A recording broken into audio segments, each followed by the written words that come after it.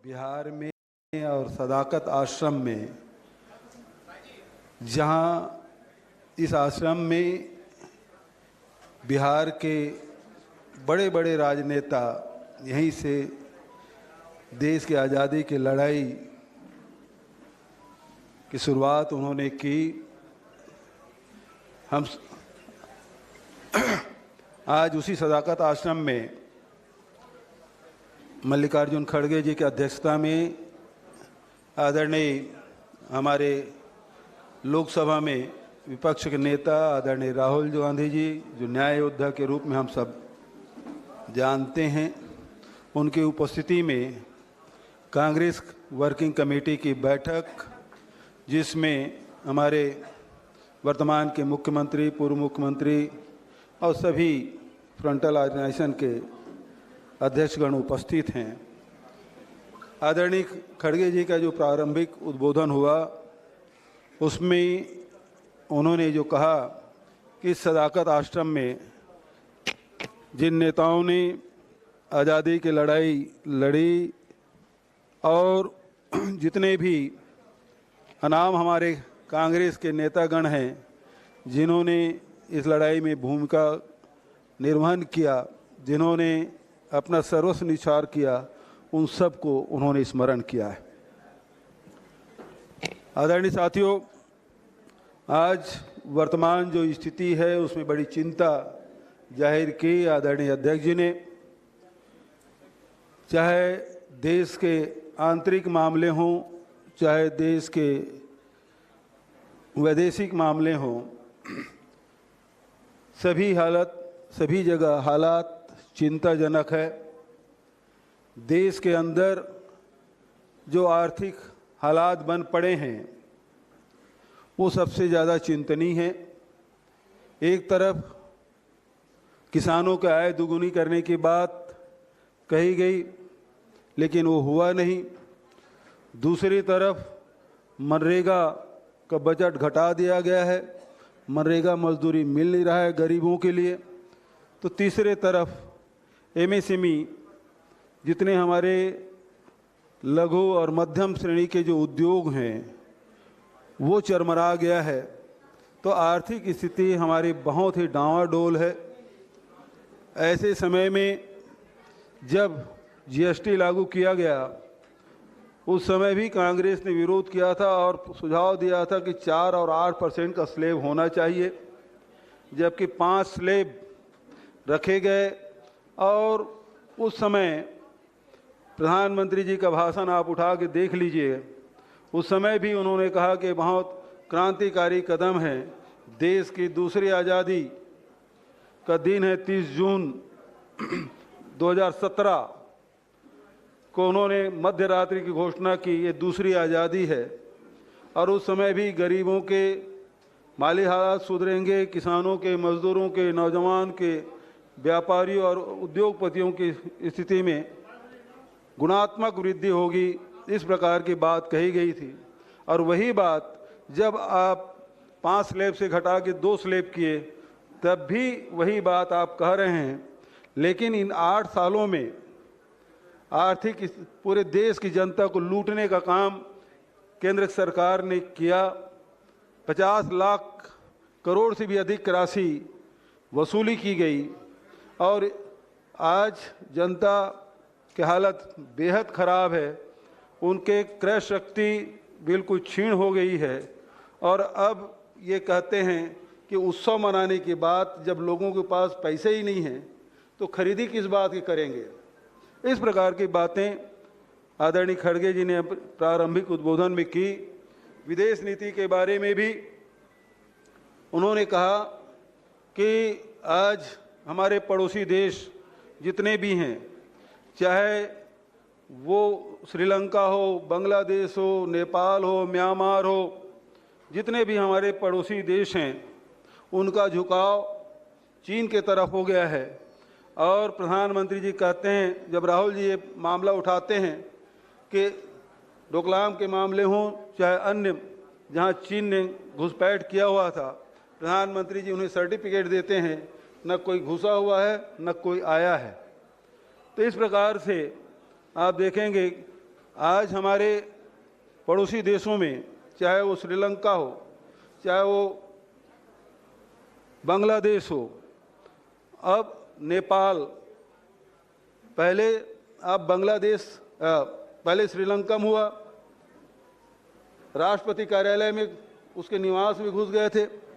बांग्लादेश की स्थिति उससे भयावह हुई और सबसे ज़्यादा खराब स्थिति नेपाल की, जहां न केवल लोकसभा में घुस गए, न केवल मंत्रियों के घर जलाए गए, पूर्व प्रधानमंत्री के उसकी पत्नी को जला के मार डाला गया, न्यायपालिका को छोड़ा नहीं गया, और जो प्रजातंत्र का जो चौथा स्तंभ है, हम जिसे मीडिया कहते हैं, मीडिया घरानों को भी उन्होंने नहीं छोड़ा, वहाँ तोड़फोड़ किया। तो जो प्रजातंत्र के चार पाए हैं, न्यायपालिका, कार्यपालिका, विधायिका और मीडिया, चारों को वहाँ ध्वस्त किया गया है। ये बेहद चिंताजनक स्थिति है।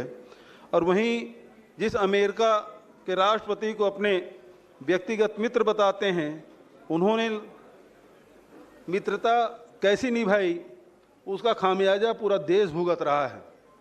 जिस प्रकार से देश में जो हालात बने, जो पहलगाम की घटना घटी, पूरी दुनिया ने इसके आलोचना की, लेकिन ऑपरेशन सिंदूर के समय और जिस प्रकार से सीज फायर हुआ, उसके बाद कोई देश हमारे साथ खड़ा नहीं हुआ।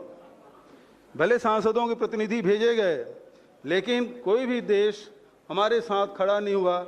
ये विदेश नीति की असफलता है। और जहाँ तक कि ट्रंप की बात है, ट्रंप अपना मित्र बताते हैं, लेकिन सीज फायर मैंने कराया, इस प्रकार से देश के प्रधानमंत्री का न केवल अपमान किया, कोई नरेंद्र मोदी जी का व्यक्तिगत अपमान नहीं है, ये देश के प्रधानमंत्री का अपमान है। और एक बार नहीं 37 बार उन्होंने कहा कि मैंने सीज फायर कराया, और इसका जवाब मोदी जी नहीं दे पाए।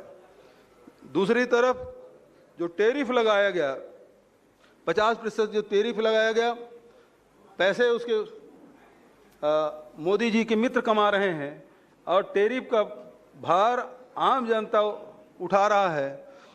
दूसरे तरफ आप देखेंगे कि भारत के नागरिकों को बेड़ियों में जकड़ के भेजा गया, किस प्रकार से हमारे भारत के नागरिकों को अपमान किया गया।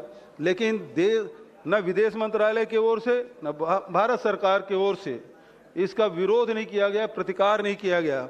और अभी जिस प्रकार से H1B वीज़ा के मामले में जो फैसला लिया गया, और लगभग 88 लाख रुपया प्रति वर्ष जो उनसे टैक्स वसूला जाएगा, इसके कारण से लाखों भारतीय अमेरिका छोड़ने के लिए बाध्य होंगे, चाहे और उसके कारण से जो IT सेक्टर है, जो और दूसरे सेक्टर हैं, उसमें भारी बेरोजगारी आएगी, जिसका दोषी यदि कोई है तो वो देश के प्रधानमंत्री जी हैं। तो विदेश नीति उनकी पूरी तरह फेल, देश के आर्थिक नीति पूरी तरह फेल, पड़ोसी देशों के जो संबंध पहले थे, प्रगाढ़ संबंध थे, वो खत्म हो गया। उसका दोषी कोई है तो वर्तमान सरकार है। और आज सरकार की स्थिति बेहद नाजुक है।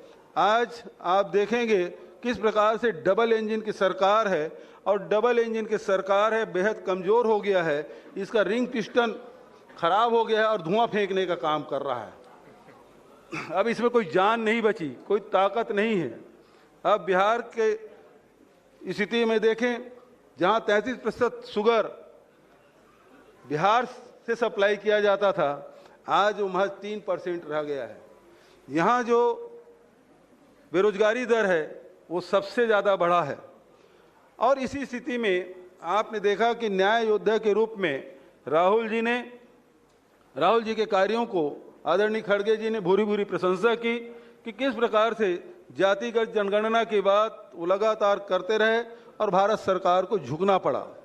लेकिन जातिगत जनगणना उसी प्रकार से होना चाहिए जिस प्रकार से विपक्षी दल चाहते हैं। राहुल गांधी जी जिन उद्देश्यों को लेकर जाति जनगणना की बात कर रहे हैं उसके हिसाब से होना चाहिए, खाना पूर्ति नहीं होना चाहिए। SIR के मामले में भी जो कदम राहुल जी ने उठाया, जो कदम बिहार की जनता ने राहुल जी का साथ दिया और कहीं निर्वाचन आयोग को बैकफुट में आना पड़ा, तो ये सारी बातें हैं।